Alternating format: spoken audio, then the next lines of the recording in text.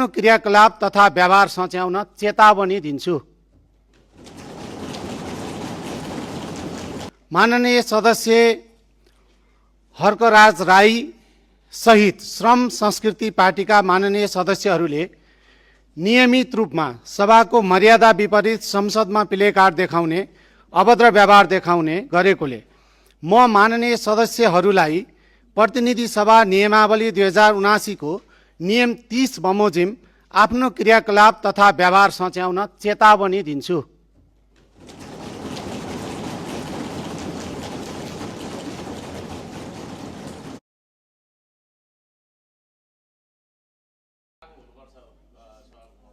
माननीय सदस्यले समय लिएर बोल्न चाहनु भएको हो। माननीय सदस्यले समय लिएर बोल्न चाहनु भएको हो। माननीय सदस्य हर्कराज राईलाई माइक दिनुहोस् र 2 मिनेटभित्र आफ्नो कुरा राख्नुहोस्।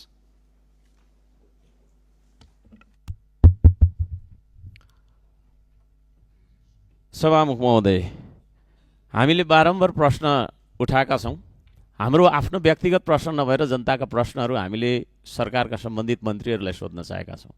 सीमानाको कुरादेखि लिएर महँगी नियन्त्रणका कुरादेखि लिएर सहकारी पीडितलाई तपाईँको चाहिँ के अरे फिर्ता गर्दै गरेको पैसाको स्रोत के हो, कहाँबाट हामीले चाहिँ के अरे फिर्ता गर्दैछौँ भन्ने कुराहरू, यस्ता महत्त्वपूर्ण विषयहरूमा हामीले चाहिँ थुप्रै प्रश्नहरू राख्न खोजेका छौँ। सुकुम्बासी व्यवस्थापनसँग सम्बन्धित प्रश्नहरू राख्न खोजेका छौँ। तर सम्बन्धित मन्त्रीहरू सदनमा आउँदै नआउने, नीति तथा कार्यक्रम प्रस्तुत गर्दा नि नआउने, छलफल नि नआउने, तपाईँको चाहिँ के अरे उत्तर दिनका लागि पनि आउनुपर्ने मान्छे नआउने, अरू मान्छे आउने, यो तरिकाले चाहिँ तपाईँको यो हाम्रो नियमावलीको 15 को 2 नियमावली 15 को उपनियम 2 लागू भएको देखिँदैन। त्यसो भएको कारणले गर्दाखेरि हाम्रो जोरदार माग छ, यो संसदप्रति सरकार जवाफदेही हुनैपर्छ, जनताप्रति सरकार जवाफदेही हुनैपर्छ, बन्नैपर्छ।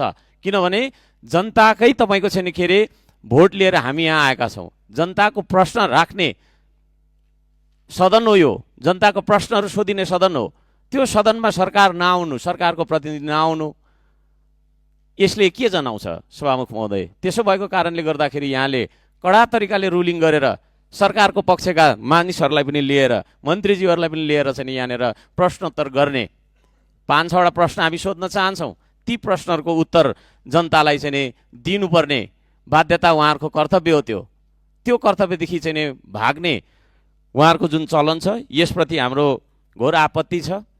यो सरकार, यो सदनप्रति जवाफदेही नभएको त्यो चाहिँ के अरे हामीले महसुस गरेका छौँ। त्यसो भएको कारणले गर्दाखेरि संसदीय मर्यादा अन्तर्गत जो प्रधानमन्त्रीदेखि लिएर तपाईँको मन्त्री परिषदका सबै मन्त्रीहरू यही सदनका सदस्य, त्यसो भएको कारणले गर्दाखेरि यहाँले रुलिङ गरेर उहाँहरूलाई ल्याउनुपर्छ। यो माग हामी राख्छौँ।